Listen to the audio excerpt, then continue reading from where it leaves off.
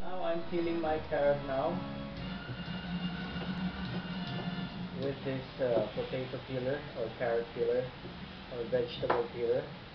But we're not going to peel this turnip with a peeler, but we're gonna remove the skin of this turnip by this knife, very sharp knife. Okay? And now I place my ground beef, 1 kg of ground beef in this, what you call this one? Bowl. Okay? And what else? Then I already peeled off this carrot. I'm going to remove the skin of the turnip. This is how I'm going to do it. No! Okay? No! But I don't think that this turnip is still okay. I think this is already done. It's done. This is kalas. This is. Dead boy. We can just What do you think? I'll check the other one.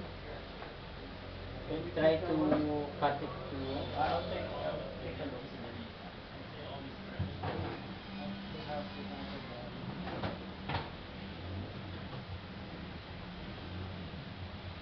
This is also. It's gone.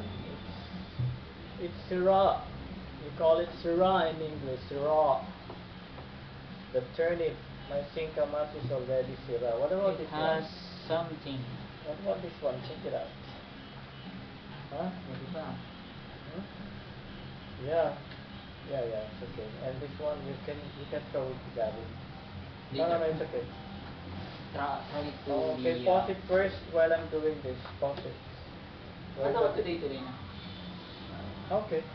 But it's gonna take some time. Okay lang yan. Okay, so How about the this is ground how beef? Are you going to we're gonna mix them all together. That's all. when all of the ground beef you're going to use that? Yeah. Somehow we're gonna use it sometimes Or half of it? for saute. And these plastics, what you call containers, I'm gonna make the burger and put them inside and freeze it, so that whenever Gavin and Chigo will eat, they will just remove it from this container and fry the burger to make the work easier for them. I prepare them. So I prepare all this stuff for them just to cook it. And from here I'm cooking it. By the way, I'm doing this so that they know how to make homemade burger themselves. And by the way, my burger has carrots and turnip for what you call extender, and to make the burger more nutritious. And that's a poor man's burger, by the way. Okay. But I hope this time I'm not gonna run out of gas. Not the gas from my stomach. Okay? I'm talking about literally the gas, because I'm using a gas stove. So this is how you're gonna make it. Well, I just told. Well, not bad. This is not bad at all. So this is done. Now finish. We're gonna make this onion. But I'm not gonna shred the onion, or I'm not gonna what you call it. Yeah, shred. Oh wow. Look at that.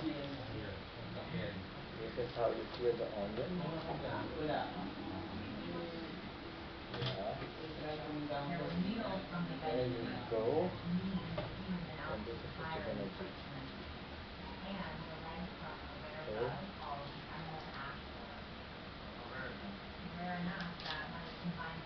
I'm gonna cut this into very, very thin chunks. But almost it looks like it is shredded. So there you go. We're gonna start now putting all these veggies inside the bowl and mix it with the beef.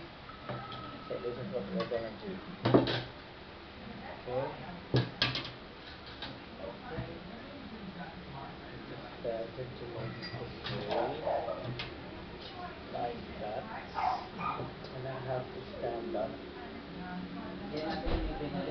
kg, imagine. 1 kg. We're gonna do this. This is supposed to be one big turnip. But you know what happened. This is what's going on with the live show like this. Okay? Then, put it like that.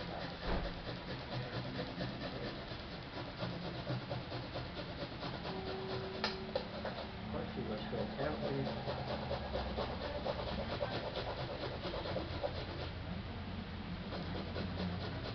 You can hear that? Anyway, this is just for extender, that's why.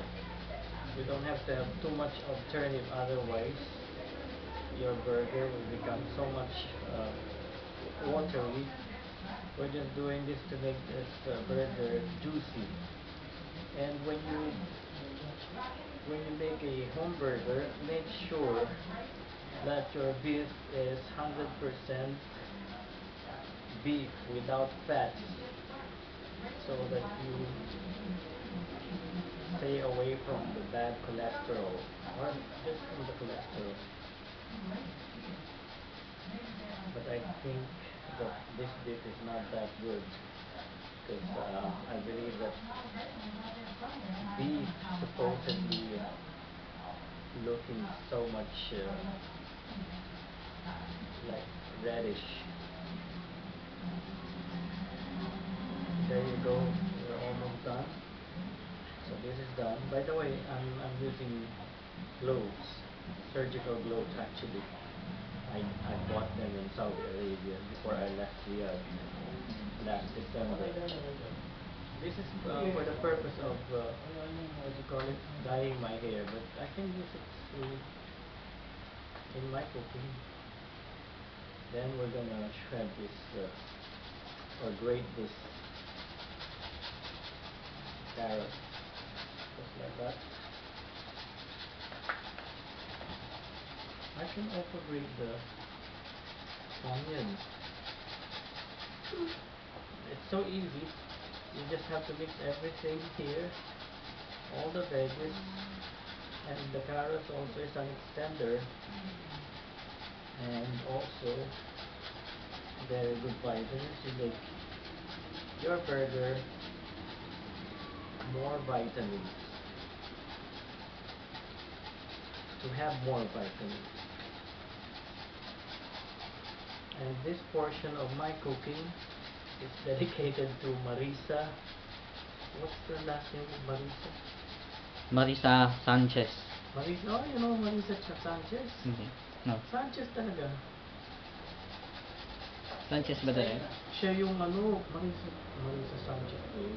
Marisa Sanchez yung kilala kong artista. comedian. Hindi si Marisa yung tinulungan tayo noon na may bagyong Ondoy. Pinahanap ko kayo. Ay, hindi ko kilala yun. Kilala ka nun, Facebook friend ko yun. Best friend.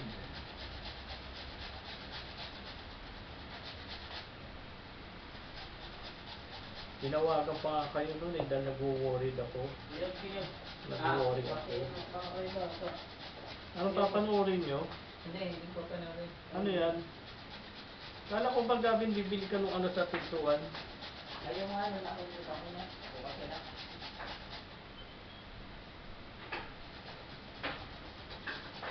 This will make your burger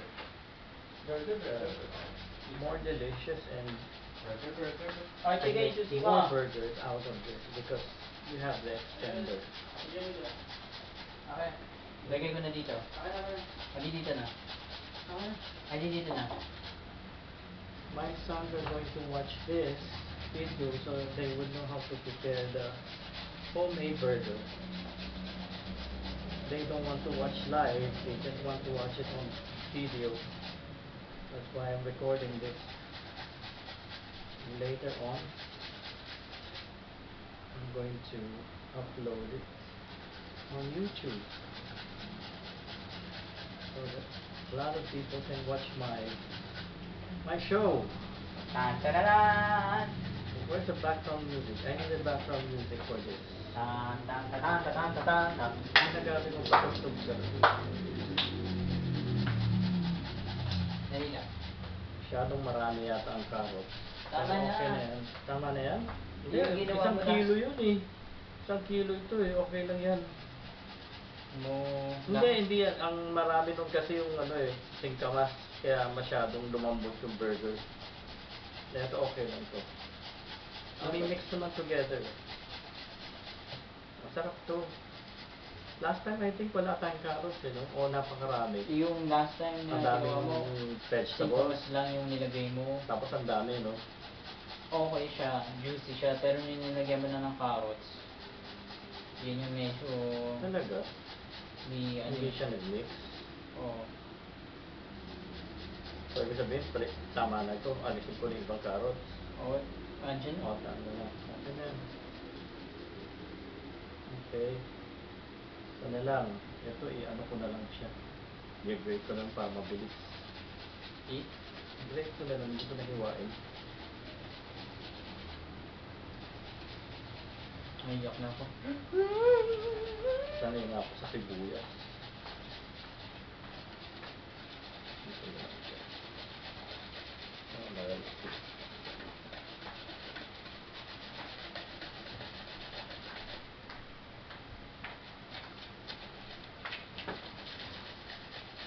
Lagay ko dito yung charger. Okay.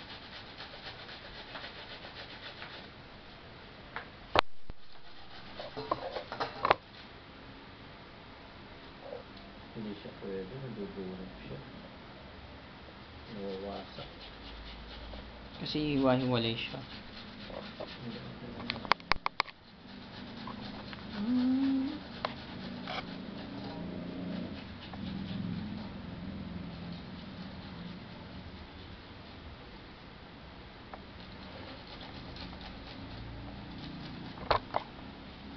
Na, malapit na matapos. Yay! It's just to mix it all.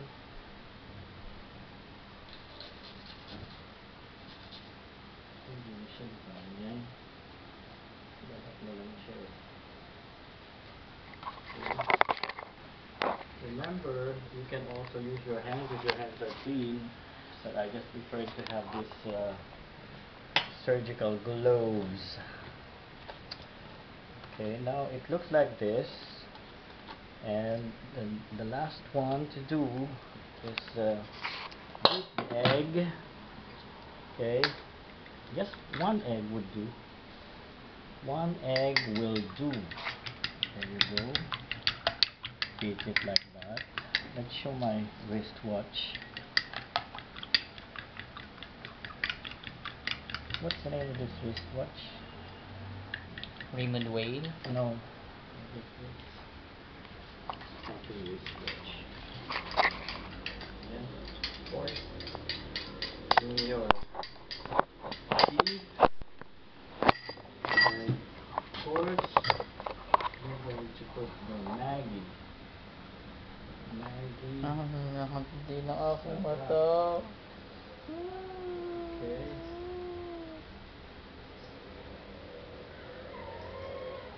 There. 4 very small teaspoons. There you go. And white pepper. I think this is brown pepper. Red pepper. No. Durog na paminta. Pero kulay is brown at puti. Then salt to taste.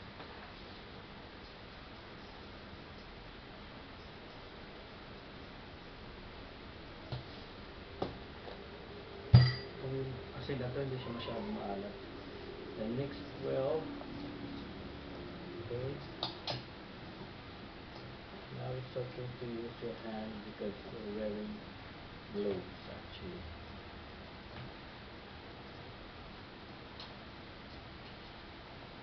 Now I think it is mixing well. Dapat makikita yung ano, pag mix. Asan ka ba? Sabi. Asan ka? Ano ginagawa mo? Ano sa ilalim? Ginagawa ka. Ito mo kumikita sa mga videos. Hindi, nasa ilalim nga ako eh. Tingnan ko yung aso eh.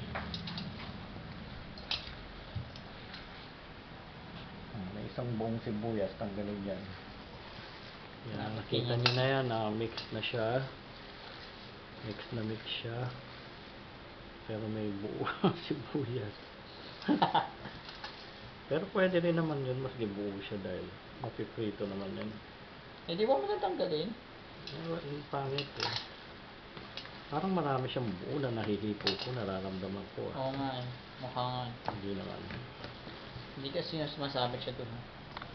Okay. Dito. Sa part niya. Now, ganito na lang, tinan nyo yung mantika, dumikit na sa rubber. Yan ang purpose dyan, para mawala ang mga mantika ng inyong beef. Pag minix nyo with your hands or with having the gloves in your hands, maaalis ang mga mantika mismo, ang fat ng inyong beef. Didikit mismo sa inyong gloves.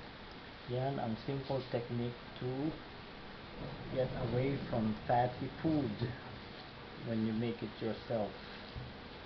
Okay, now we're done.